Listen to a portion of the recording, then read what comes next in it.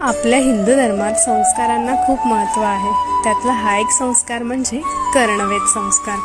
जन्मानंतर एखाद्या शुभ दिवशी कान टोचण्याचा संस्कार आपल्या हिंदू धर्मात केला जातो. मुलगा असल्यास पहिल्यांदा उजवा कान व मुलगी असल्यास पहिल्यांदा डावा कान टोचला जातो. मग काय, दसऱ्याच्या शुभ मुहूर्तावर आम्ही तिचे कान टोचण्याचे ठरवले. अक्षरशः पहिला कान टोचल्यानंतर ती इतकी रडली की खूप जास्त वाईट वाटत होतं.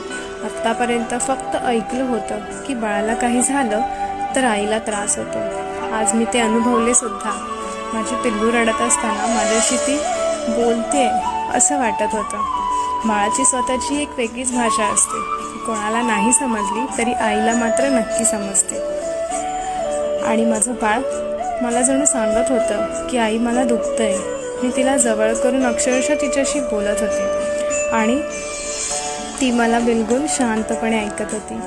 तिचे कान टोचल्यानंतर मी तिला जवळ करून तिच्याशी बोलले, झालं पिल्लू, सॉरी, तुला मी खूप त्रास दिला, आता नाही दुखणार.